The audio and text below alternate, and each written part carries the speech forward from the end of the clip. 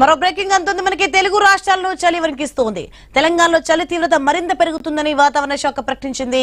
నేటి నుంచి నెల 21 వరకు సింగిల్ డిజిట్ ఉష్ణోగ్రతలు నమోదవుతాయని తెలిపింది. ఇక ఇప్పటికే చలి గుప్పిట్లో పలు ప్రాంతాలు చిక్కుకున్నాయి. సంగారెడ్డి జిల్లా కోహిర్ మండలంలో 7.3 డిగ్రీల అత్యల్ప ఉష్ణోగ్రత నమోదైంది. మెదక్ జిల్లా దామరంచల్లో 10 డిగ్రీలు, సిద్దిపేట జిల్లా పోతిరెడ్డిపేటలో 9.2 డిగ్రీల కనిష్ట ఉష్ణోగ్రతలు నమోదయ్యాయి.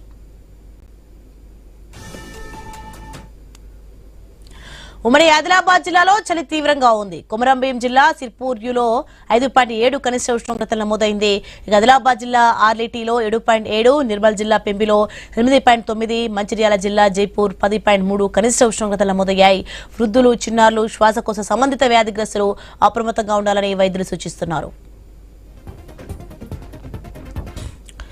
రైట్, ఇదే అంశానికి సంబంధించి మరింత సమాచారం మా ప్రతినిధి శ్రీనివాస్ ఫోన్లలో అందిస్తారు. శ్రీనివాస్, మొత్తానికైతే నేటి నుంచి నెల 21 వరకు అయితే సింగిల్ డిజిట్ ఉష్ణోగ్రతలు నమోదయ్యే అవకాశం ఉంది. అలాగే తెలంగాణలో అయితే చలి తీవ్రత ఏ విధంగా ఉందో చూస్తున్నాం. దీనికి సంబంధించిన డీటెయిల్స్ ఏంటి? సోని, తెలంగాణ రాష్ట్ర వ్యాప్తంగా కూడా సింగిల్ డిజిట్ కనిష్ట ఉష్ణోగ్రతలు నమోదవుతా ఉండడంతో అయితే తెలంగాణ రాష్ట్ర ప్రజలు ఉదయం వేళ బయటికి రావాలంటే కూడా ఇబ్బంది పడుతున్న పరిస్థితులు అయితే ఉన్నాయి. మరోవైపు అడవుల జిల్లా ఆదిలాబాద్ జిల్లాలను అయితే చలిపురి అయితే వణికిస్తోంది. ఈ రోజు కొమరంభీం ఆసిఫాబాద్ జిల్లా సిర్పూర్యులో 5.7 కనిష్ట ఉష్ణోగ్రతలు నమోదవగా ఆదిలాబాద్ జిల్లా ఆర్లిటీలో 7.7, మంచిర్యాల జిల్లా జైపూర్లో 10.3, నిర్మల్ జిల్లా పెంబిలో 8.9 కనిష్ట ఉష్ణోగ్రతలు అయితే నమోదైన పరిస్థితులు అయితే ఉన్నాయి. గత కొద్ది రోజులు కూడా పూర్తిగా సింగిల్ డిజిట్ కనిష్ట ఉష్ణోగ్రతలు నమోదవుతూ ఉండడంతో అయితే ఉదయం 10 కానిదే బయటికి రాని సందర్భాలు ఉండగా సాయంత్రం 5 నుంచి 6 గంటలకే ఉమ్మడి జిల్లా ప్రజలు అయితే ఇంటికే పరిమితం అవుతున్న సందర్భాలు అయితే ఉన్నాయి. అయితే రాత్రిపూట 3 నుంచి 6 డిగ్రీల కనిష్ట ఉష్ణోగ్రతలు నమోదవుతున్న నేపథ్యంలో ఉదయం వేళ భారీగా పొగమంచు కురుస్తా ఉండడంతో అయితే ఉదయం పూట ప్రయాణానికి చేసే వాహనదారులు కావచ్చు, ఉదయం వేళ ఇటు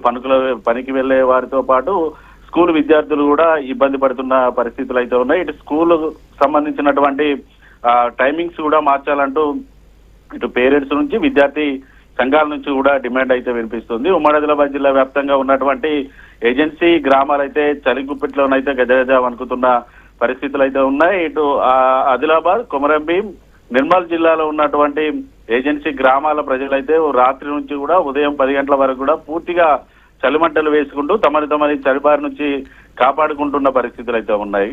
ఎప్పుడూ లేని విధంగానైతే సింగరేణి కోల్బెట్ ప్రాంతాలు సైతం చలికైతే వణుకుతున్నాయి.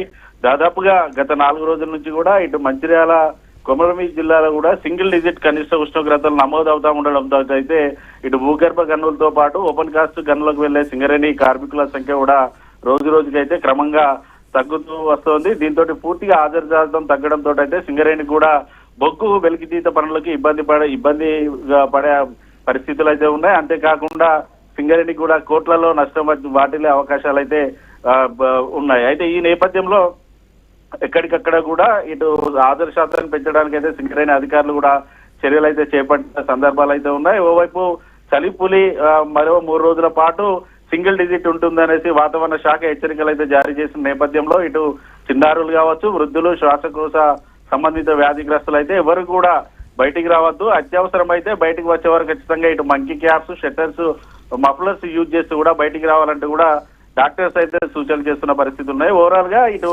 తెలంగాణ రాష్ట్ర వ్యాప్తంగా అయితే చలిపులితోటి అయితే తెలంగాణ ప్రజలైతే ఇబ్బంది పడుతున్న సందర్భాలు ఉన్నాయి.